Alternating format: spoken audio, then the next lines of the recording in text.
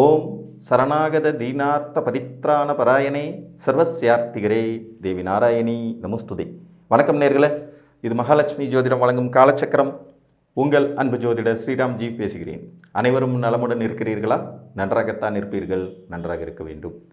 இன்றைய காணொளியில் நாம் காண இருப்பது அதீத கடன் யாருக்கு ஏற்படும், இதன் தலைப்பு.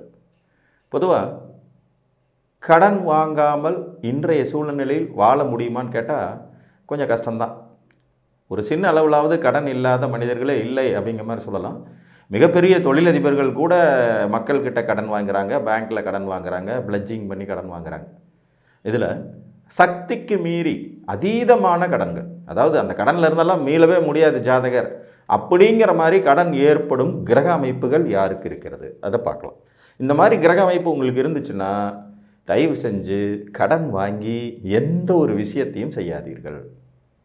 புரியுதுங்களா? கடன் வாங்கி வீடு கட்டுறது, கடன் வாங்கி கார் வாங்குறது, கடன் வாங்கி தொழில் செய்கிறது, கடன் வாங்கி டூர் போகிறது, கடனுக்கு லக்ஸரியஸான விஷயங்களுக்கு கடன் வாங்குறதுங்கிற மாதிரி எந்த முயற்சியும் பண்ணிடாதீங்க. பண்ணினீங்கன்னா அதிலேருந்து நீங்கள் மீண்டு வருதல் என்பது முடியாது. ஒரு 10 நாளைக்கு நீங்கள் பேப்பர் படித்து பாருங்கள். இந்த 10 நாளில் கடன் தொல்லை தாங்காமல் குடும்பத்தோடு தற்கொலை செய்து கொண்டவர் அப்படின்னு ஒரு 2லேருந்து 5 நியூஸாவது வரும். அப்படின்னா கடனை தகுதிக்கு மீறி வாங்கிட்டு அதை திருப்பி அடைக்க முடியாத சூழ்நிலை உருவாகும் போது ஒரு மனிதன் தவறான முடிவுகளை நோக்கி தள்ளப்படுகிறான். கடன்காரங்களுக்கு மத்தியில் நம்மளால் கௌரவமாக வாழ முடியாது, அதனால் குடும்பமே போயிடுவோன்னு சொல்லி எத்தனையோ விபரீதமான முடிவுகள் எடுக்கப்படுகின்றன. இப்போ இதுக்கெல்லாம் எது காரணம்? கிரகங்களுடைய இணைவுகள் தான் காரணம்.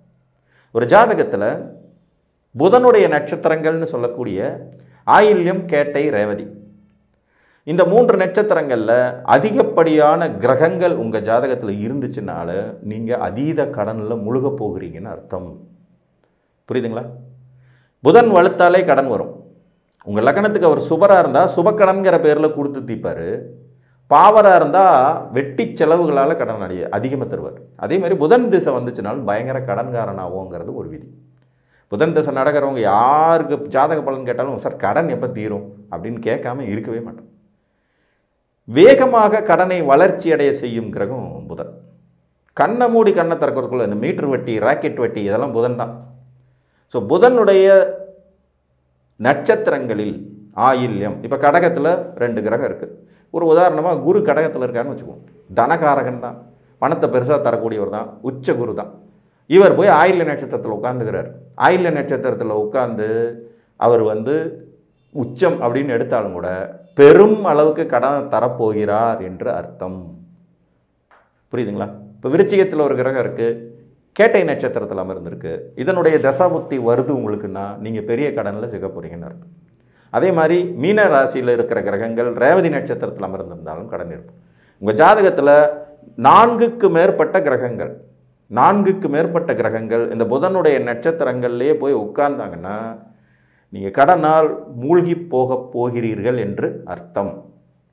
குறிப்பாக தனாதிபதி என்று சொல்லக்கூடிய 2ஆம் அதிபதி, பொது தனகாரகன் என்று சொல்லக்கூடிய குரு பகவான். தனாதிபதின்னு சொல்லக்கூடிய 2ஆம் அதிபதி, பொது தனகாரகன் என்று சொல்லக்கூடிய குரு பகவான். இவங்க 2 பேரும் இந்த நட்சத்திரங்களில் அமராமல் இருத்தல் நன்று. இதில் ஒரு சூட்சுமம் இருக்குது. இப்போ விருச்சிகம் குருவுக்கு உகந்த வீடு தான், ரொம்ப மோசம் சொல்ல முடியாது. அதே மாதிரி மீனம் அவருடைய ஆட்சி வீடு, இதுவும் மோசம் சொல்ல முடியாது. கடகம் அவருக்கு உச்ச வீடு, இதுவும் மோசம் சொல்ல முடியாது. ஆனால் இந்த 3 வீட்லையுமே அவர் புதனோட நட்சத்திரத்தில் உட்கார்றாருன்னா அதீத தன்னம்பிக்கையை கொடுத்து பெரிய லெவலில் பிஸ்னஸ் பண்ணுறதுக்காக கடனை வாங்கி சிக்கலில் மாட்டி விட உங்களுக்கு ரெடியாக இருக்காருன்னு அர்த்தம். அப்போ நீங்கள் எச்சரிக்கையோடு இருக்க வேண்டியது அவசியம். இங்கே கிரகங்கள் வலுவடையும் போதே சூட்சுமமான முறையில் இந்த மாதிரியான சிக்கல்களையும் கொடுக்கும் வாய்ப்புகள் உண்டாகும். அதே மாதிரி உங்களுக்கு தனாதிபதினு ஒருத்தர் இருப்பார். இப்போ நீங்கள் தனுசு லக்னம்னு வச்சுக்குவோம். 2 கூடையவர் சனி.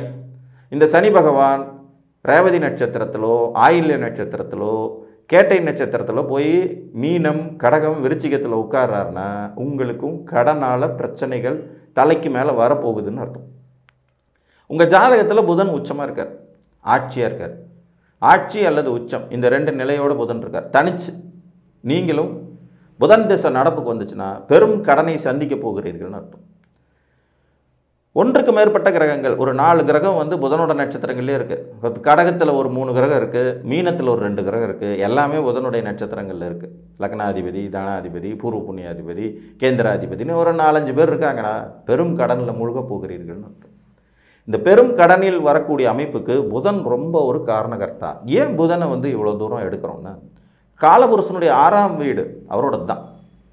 ஒரு மனிதனுக்கு ஏற்படக்கூடிய கடன், நோய், எதிரிகள், வம்பு வழக்கு, போட்டி பொறாமை, வில்லங்கம், உழைப்பு, இது எல்லாத்தையும் குறிக்கிற இடம் கன்னி.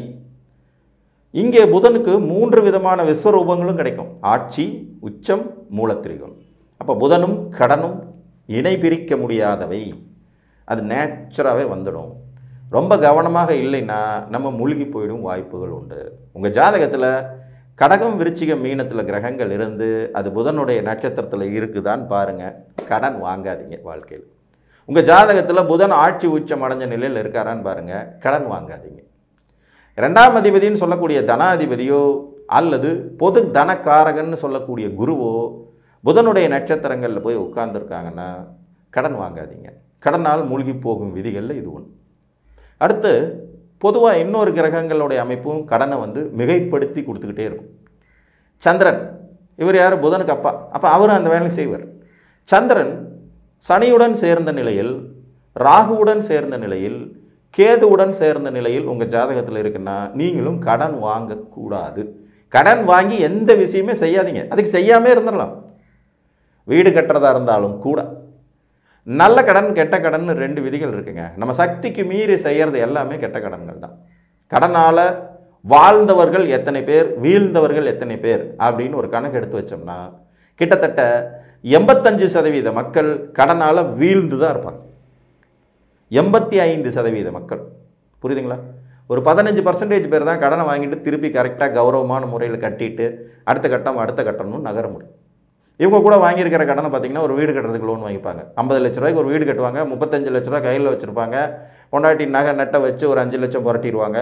மீதி இருக்கிற ஒரு 10 லட்சத்துக்கு பேங்கில் லோன் போட்டிருப்பாங்க. அதை கூட 10 வருஷத்துக்குள்ளே அடைச்சி முடிச்சுட்டு வெளியில் வருவாங்க. ஒரு கார் வாங்குவாங்க. ஒரு 7 லட்ச ரூபா கார் வாங்குறாங்கன்னா கிட்டத்தட்ட 4 லட்ச ரூபாய்க்கு மேலே கேஷ் கொடுத்துருவாங்க. ஒரு 2 லட்சம் 3 லட்சம் மட்டும் லோன் வாங்குவாங்க. அதாவது ஒரு பொருளை வாங்குவதில் 70% பங்களிப்பை இவங்க கையில் காசு வச்சுருப்பாங்க. ஆனால் இதுவே கெட்ட கடனை பார்த்தீங்கன்னா வெறும் 10 லட்சத்தை வச்சுக்கிட்டு 1 கோடிக்கு வீடு கட்டுறது. பேப்பர் ஒர்க்குக்கு மட்டும்தான் காசு வச்சுருப்பாங்க. மீதி 90 லட்சமும் லோனு. அந்த மாதிரி போயிட்டு 4 மாதத்துக்கு அப்புறம் லோனை கட்ட முடியாமல் மொத்தமாக உள்ளதும் போச்சு நொலகனாங்கிற மாதிரி போகிறது.